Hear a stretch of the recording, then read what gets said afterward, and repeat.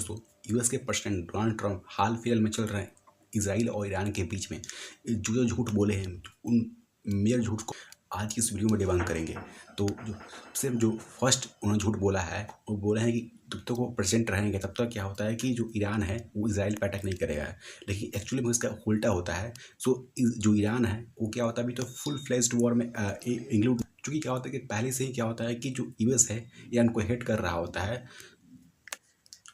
और काफ़ी पहले से ही क्या होता है कि यूएस और ईरान के बीच में क्या होता है कि एक टेंशन है, और एक तरह से क्या होता है कि मतलब क्या होता है कि कॉन्फ्लिक्ट है। इसके बारे में किसी और वीडियो में बात करेंगे, लेकिन एक्चुअली में क्या होता है कि 2020 में क्या होता है कि जो यूएस है बेसिकली वो ईरान के टॉप जनरल कासिम सुलेमानी को मार देती है। इसके बाद से क्या होता है कि दोनों देशों के बीच में जो टेंशन है वो एस्केलेट करता है, और भी मतलब क्या होता है कि एक तरह से क्या होता है कि बात वॉर तक चलती है। यहाँ पे क्या होता है कि जो यूएस है वो कम्प्लीटली क्या होता है कि ईरान को सप्रेस करने का प्रयास करता है, धमकी देता है। इसके बाद क्या होता है कि जो ट्रंप है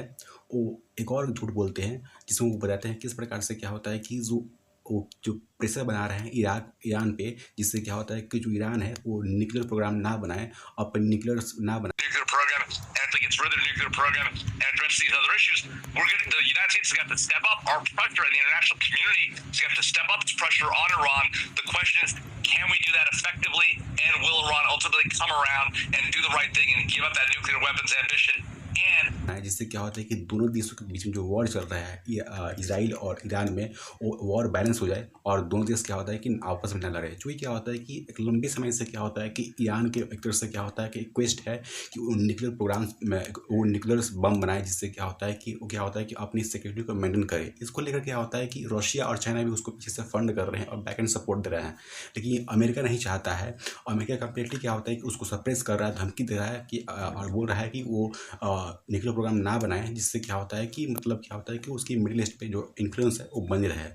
लेकिन क्या होता है ये जैसे ही क्या होता है धमकी देता है, इसके बाद से क्या होता है कि लेकिन इसका उल्टा अपोजिट होता है। वो 2015 में क्या होता है कि जो न्यूक्लियर प्रोग्राम है उसे विथड्रॉ करते हैं। जैसे ही क्या होता है कि विथड्रॉ करने की बात आई और सप्रेस करने की बात आई, तो जो न्यूक्लियर प्रोग्राम की जो स्पीड है और ज़्यादा फास्ट हो गई ईरान में। और अभी भी क्या होता है कि जो न्यूक्लियर प्रोग्राम्स है उसमें फिर से क्या होता है कि उसके जो प्रोडक्शन में क्या होता है काफ़ी ज़्यादा तेज़ी है। और अगर ईरान अगर न्यूक्लियर बम बना लेता है तो पावर जो है बेसिकली क्या होता है बैलेंस हो जाएगी, और इसराइल भी क्या होता है कि ज़्यादा लंबे समय तक ईरान पर अटैक नहीं कर पाएगा। इसके जो नंबर थर्ड जो झूठ बोलते हैं, वो बोलते हैं कि फिर से क्या होता है जो बाइडेन थे, जो कि पहले राष्ट्रपति थे, उन्होंने बेसिकली क्या होता है कि ईरान को $6 बिलियन फंड किए हैं, जिससे क्या होता है कि जो ईरान है वो पीछे से फंड करता है मिलिटेंट्स ग्रुप्स को, जो इनडायरेक्टली क्या होता है कि यूएस पर अटैक करते हैं, यूएस के एम्बेसी पर अटैक करते हैं, और साथ ही क्या होता है कि इसराइल पे भी अटैक करते हैं। जैसे कि मान लीजिए कि लेबनान में हिजबुल्लाह ग्रुप्स है, और पैलेस्टीन में है, और यमन में है। वो सारे जो मिलिटेंट ग्रुप्स है वो क्या करते हैं, मतलब क्या होता है कि जो भी क्या होता है कि एंटी ईरानियन कंट्री है उस पर अटैक करते हैं, जिससे क्या होता है कि ये फॉल्स क्लेम आता है। क्योंकि क्या होता है कि जो पैसे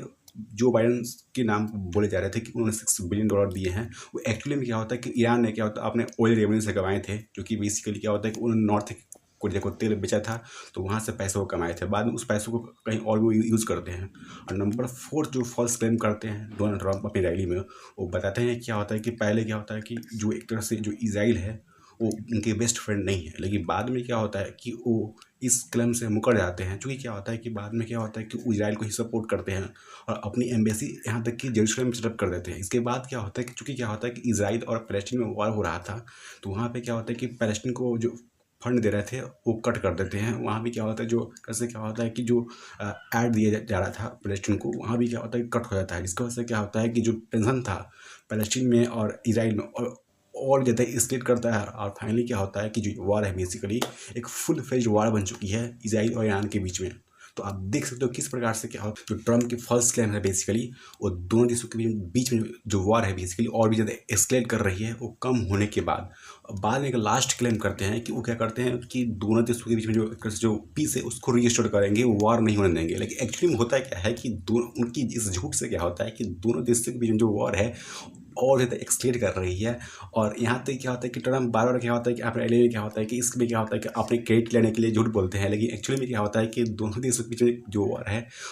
और भी ज़्यादा एक्सकेलेट कर रही है। और यहाँ तक क्या होता है कि अभी तक तो मतलब मिसाइल से अटैक हो रहे हैं, लेकिन एक्चुअली में क्या होता है कि जिस हिसाब से क्या होता है कि इजराइल के पास न्यूक्लियर बॉम्ब्स है, और यहाँ पे क्या होता है जो यूएस के प्रेसिडेंट है वो चाहते नहीं है कि हम ईरान भी अपना न्यूक्लियर बम बनाए, जिससे क्या होता है कि पावर मेंटेन हो। और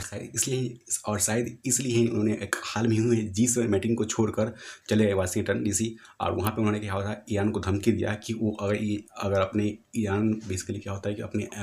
न्यूक्लियर प्रोग्राम बनाने की एम्बिशन को नहीं छोड़ता है, तो क्या होता है कि उस पर वो स्ट्रिक्ट एक्शन लेंगे।